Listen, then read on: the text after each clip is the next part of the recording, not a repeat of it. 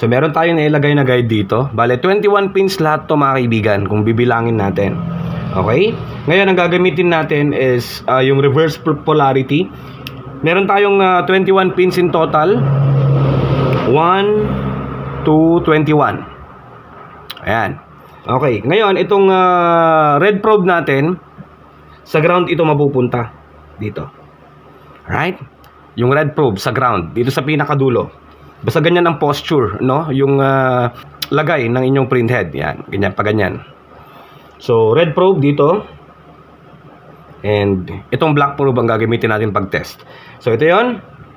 21 pins. Sa first pin dito, mga kaibigan, pinakauna, there should be no readings at all. Zero readings dapat dyan. Ngayon, ang meron lang readings dito, in short, mga kaibigan, is itong second and third pin. Sa second pin, dapat meron kayo dito makita, as long as naka-diode mode kayo, mamaya makikita ninyo, naka 0.60. No? Sa pangatlong pin naman, 0.50, something. Alright? And the rest, pang 4th pin, hanggang sa pang 28th pin, 0 readings. And dito naman yung ground natin. Yung pinaka-last pin. So, ang simple lang dyan, mga kaibigan, lalagay lang natin, nandito. Makikita nyo kasi dito eh. Merong mga pins. Yan. Kung makikita nyo, may mga pins dito. Dito natin lalagay yung ating red probe. Alright. Pasensya na sa kukuko ha. Sa last pin. And then dito naman natin i-check na natin. Alright. Diode mode. So proceed tayo. Alright. So set natin yung ating multimeter mga kaibigan. No? Dapat naka-diode mode yan. Naka-diode na, pero kapag gumagamit kayo ng habo test na automatic, pwede lang din naman, pero mas maganda pa rin na i-set ninyo. Ang gamit natin ay HT124B+, pero bibili ako ng bago.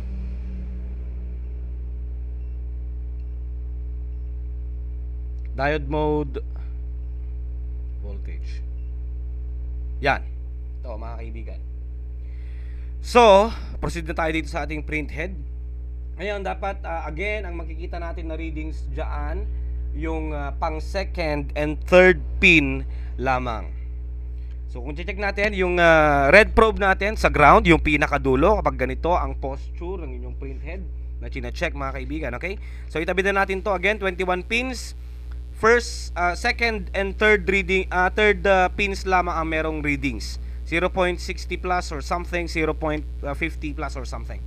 So, check natin. Then, the rest, hanggang sa pang 28 pin, 0 readings. And then, sa ground, ito, reverse polarity yung gagawin natin. So, ang red probe natin, dito sa may pinakadulo. And then, tong black probe ang gagamitin natin pang check. So, let's see. So, ito muna mga kaibigan. Naka-diode mode na tayo. Ready to go. So, yung red probe natin sa dulo. And then, check natin sa first pin. Dapat ito, 0 readings. Okay, so no response at all sa ating tester. Second pin. Yon. So nakita nyo ba? And then third pin. Yan. Alright. And then fourth pin. Wala na yan. Hanggang sa pang 28 pin, dapat 0 readings dyan. Okay, goods. Wala na, the rest. Pang first, 0 readings. Second and third, 0.60 plus, 0.50 plus, no? Sa second and third. And then fourth, up to 28. Ito yung pinakadulo. Before pinakadulo, kasi sa ground yung red probe natin.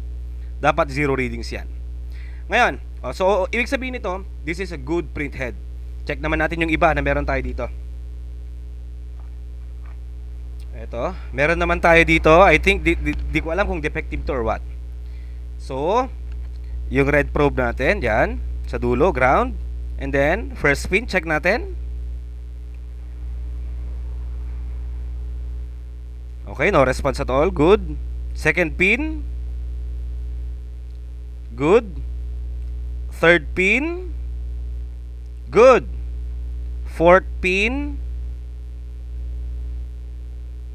Alright. So, ibig sabihin, goods tong printhead na to. Goods naman lahat. Ata. Check pa natin yung iba. Dapat may makita tayong sample na hindi gumagana eh, no? First pin.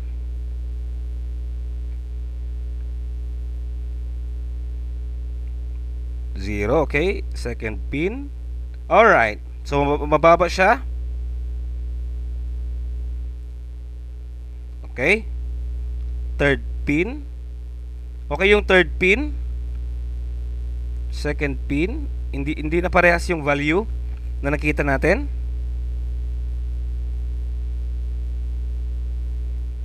Yan ang nakikita nating value sa second pin.